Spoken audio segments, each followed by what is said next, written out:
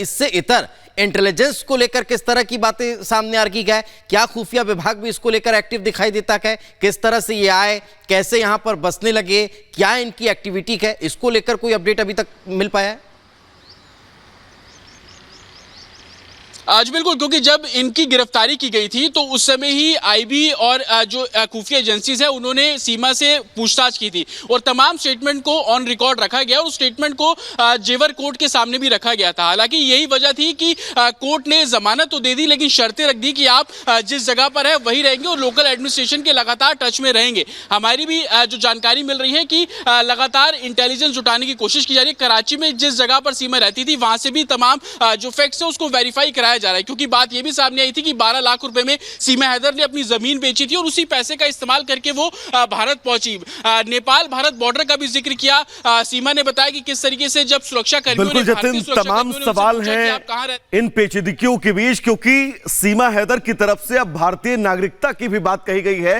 इस पूरे मामले में अब आगे क्या होगा ये वाकई बहुत ज्यादा दिलचस्प होगा। फिलहाल जतिन आपका बहुत बहुत शुक्रिया इस तमाम जरूरी अपडेट्स के लिए। और आइए अब आगे बढ़ते हैं। एक बड़ी खबर जो आ रही है वो इस वक्त बंगाल से आ रही है। यहां पर चुनाव के बाद भी हिंसा जारी है। मुर्शिदाबाद में आज भी हिंसा देखी गई। शमशेरगंज की अगर बात करें तो यहां बमबाजी हुई, पथराव हुआ और टीएमसी और निर्दलीय समर्थकों में आपस में झड़प हुई। तो आप ये देखिए, तस्वीरें भी हम लगातार आपको यहां पर दिखा रहे हैं कि किस तरह से आपस में ही ये भिड़ गए। चुनाव के बाद भी हिंसा का दौर खत्म होने का नाम दीपेश नहीं ले रहा है। बिल्कुल, और जब से चुनाव तारीखों का ऐलान हुआ तब से लगातार इस तरह से हिंसक तस्वीरें जो हैं वो बंगाल में देखने को मिल रही है। पंचायत चुनाव में इस तरह की तस्वीरें सामने आना ये इस बात की तरफ इशारा करता है कि कानून व्यवस्था जैसी। बिल्कुल दीपेश, इस बीच एक और बड़ी खबर अपने दर्शकों को बताएंगे। मालदा में स्ट्रांग रूम के बाहर प्रदर्शन किया जा रहा है। दरअसल बीजेपी नेता अब स्ट्रांग रूम के बाहर प्रदर्शन कर रहे हैं और दोबारा मतदान की मांग कर रहे हैं।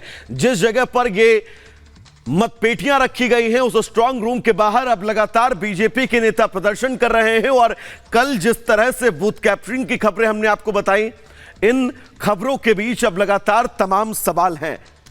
निश्चित रूप से विवेक शुक्ला इस वक्त हमारे सहयोगी जो कि ग्राउंड जीरो पर इस वक्त मौजूद हैं। विवेक, अभी भी तनाव शांत होने का नाम नहीं ले रहा है, हिंसा थमने का नाम नहीं ले रही है। आप जिस जगह पर है क्या हालात वहां पर अभी बने हुए हैं? बिल्कुल, मैं मुर्शिदाबाद पहुंच चुका हूं, लेकिन यहां पर शमशेर जो यहां पर एक जगह है वहां पर एक बार फिर से हिंसा देखने को मिली है। सबसे बड़ी बात यह है कि यही वो जगह थी जहां पर कांग्रेस के कार्यकर्ता के साथ मारपीट की गई थी 2 दिन पहले, यानी कि वोट डलने से पहले। तो यहां पर लगातार एक के बाद एक हिंसा हो रही है, बार बार हिंसा हो रही है और ये बताता है कि सबक नहीं लिया जा रहा। पश्चिम बंगाल की सरकार के द्वारा, पुलिस के द्वारा सबक नहीं लिया जा रहा और इसका नतीजा ये है कि लोगों के हौसले अभी तक बुलंद हैं। लोग अभी भी हिंसा को अंजाम दे रहे हैं। सरेआम गुंडागर्दी की जा रही है, लोगों को मारा पीटा जा रहा है, बमबाजी की जा रही है। ये सबसे बड़ा सवाल है और अब ऐसे में हालात को कैसे सुधारे जाएं, इस तरफ कदम उठानी जरूरी है। पता नहीं कितने कदम उठाए जा रहे हैं क्योंकि उसका असर नहीं दिख रहा है। कल भी लगातार हिंसा हमने देखने को मिली थी, चाहे मुर्शिदाबाद हो, चाहे वो दूसरी जगह हो, कूच बिहार हो या फिर नॉर्थ 24 परगना हो, दक्षिण 24 परगना हो। लेकिन यहाँ पर आप देखेंगे कि एक बार फिर से मुर्शिदाबाद के इस इलाके में एक बार फिर से तनाव बढ़ा है, हिंसा एक बार फिर से हुई है, आगजनी हुई है, हिंसा की गई है। और सबसे बड़ी बात है कि जो बमबाजी लगातार हो रही है, यहाँ पर एक इस तरह का माहौल है कि बम घर घर मिल जाते हैं, घर घर बम तैयार किए जाते हैं, ऐसा देखने को मिला था। कई सारी तस्वीरें भी सामने आई थी, कुछ लोग घायल भी हुए थे उस बमबाजी में और एक बार फिर से हिंसा का दौर देखने को मिला। विवेक, अत्याधुनिक हथियारों का इस्तेमाल हुआ है। इस वक्त हमारे सहयोगी गायत्री भी हमारे साथ मौजूद हैं। गायत्री, बीजेपी अब लगातार दोबारा चुनाव कराने की मांग कर रही है क्योंकि मतपेटियां लूटी गई हैं, मतपत्रों को जलाया गया है, तोड़फोड़ अब मतदान केंद्रों पर हुई है। तो क्या इस तरह की कोई संभावना अब नजर आती है? क्या कुछ वहां की स्थितियां हैं? देखिए, इस वक्त हम कूच बिहार के आसपास हैं, हम कूच बिहार मूव कर रहे हैं।